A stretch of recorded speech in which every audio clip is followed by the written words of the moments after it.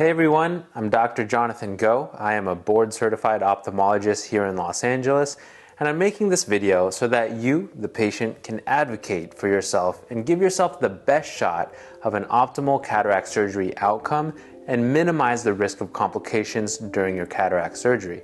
A thorough history is an important part of any medical encounter, but in this day and age, I'm seeing a lot of practices increasing the amount of patients seen in a day due to declining reimbursements. More patients seen equates to less time per patient, which can sometimes lead to essential elements of your history being lost in translation, and ultimately suboptimal outcomes. I'm not condoning this, and I'm fortunate to be part of a practice that focuses on patient outcomes. So this video is specifically for you or your loved one so that you can help ensure the best outcome for your surgery. The first thing to cover: do you have anything in your history increasing your risk of a posterior capsular rupture, or PCR? A PCR is one of the most common complications of cataract surgery, occurring at about a 0.5 to 1% rate, and can lead to up to a 10 times risk of postoperative swelling of the retina, cornea, or even infection within the eye itself, amongst other things. So it's important to try and mitigate this risk as much as possible. We will cover the most important things that you need to tell your ophthalmologist. But first, we need to understand anatomy. By this time, you generally know how cataract surgery works. If you don't, check out this video here. It also covers how to navigate the most important decisions that you need to make before undergoing cataract surgery. As you know, we try to preserve the ever so delicate bag that holds your cataract. We call this bag the capsule. And this capsule is also suspended by thousands of little cables that line the equator of the capsule. And that capsule itself is 4/1,000,000th of a meter thick. Failure to preserve this structure is called a posterior capsular rupture, or PCR. Things that increase this risk is a vital part of your history, so make sure to take note and inform your surgeon if any of the following pertain to you. Do you have a history of trauma to the eye or trauma to your face or head? This can damage the capsule or those microscopic cables that hold that capsule in place. Do you have a history of eye surgery, like a surgery for a retinal detachment or an epiretinal membrane? This too can damage those structures. Have you had any injections into your eye for any reason?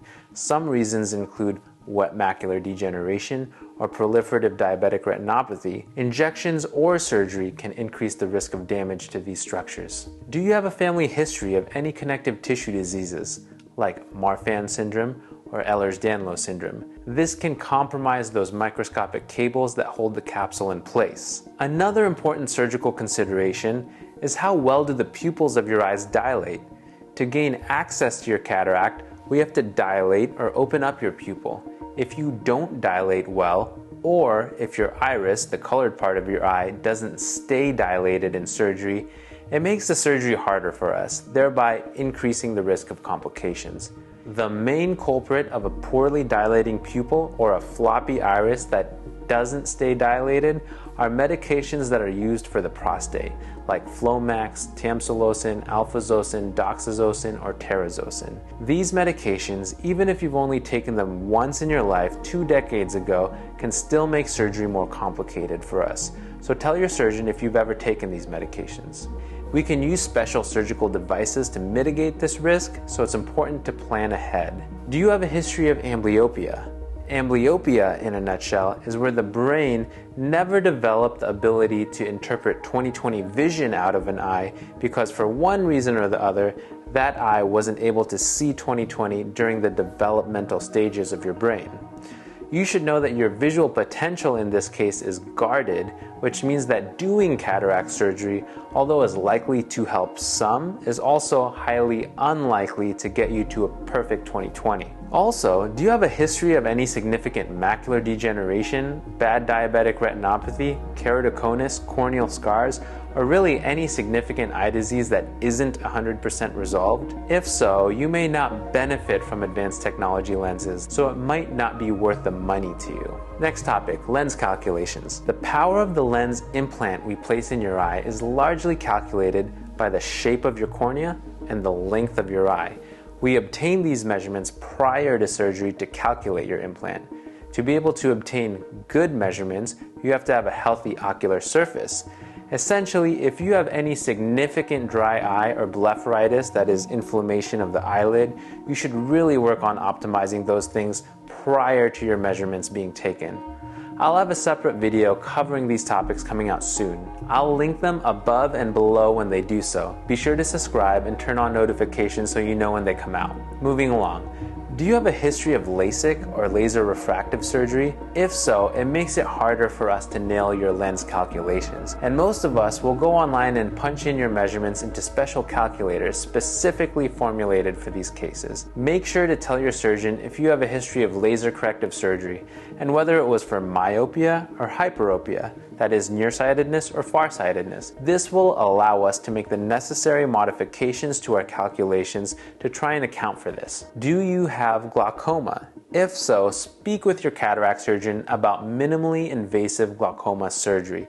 We can add on and perform these special surgical procedures to help treat your glaucoma at the time that we perform your cataract surgery to better control your glaucoma or help you become more independent of glaucoma drops. Last thing I'll mention, please take your drops. All of us surgeons have different regimens that we like, but in general, we all have our patients at least on a steroid and an antibiotic. Be sure to shake up your steroid bottle before instilling them. Wait at least 2 to 5 minutes between the steroid and the antibiotic. Don't wash out your medicated drops with artificial tears. If you have trouble getting your drops in, get someone to help you. I've seen the most beautiful, elegant surgeries go off without a hitch, all to be negated by the patient not taking their postoperative drops. Follow all of your post-op instructions your surgeon should have discussed with you, and make sure to make all of your post-op visits with your surgeon, because we will be on the lookout for any early signs of complications like infection, swelling, retinal detachment, or inflammation. I hope this video was helpful to you. Please like and subscribe for more content. I'll be posting more on ophthalmology as well as health, wellness, and self-development. Thank you, and until next time, Dr. Go.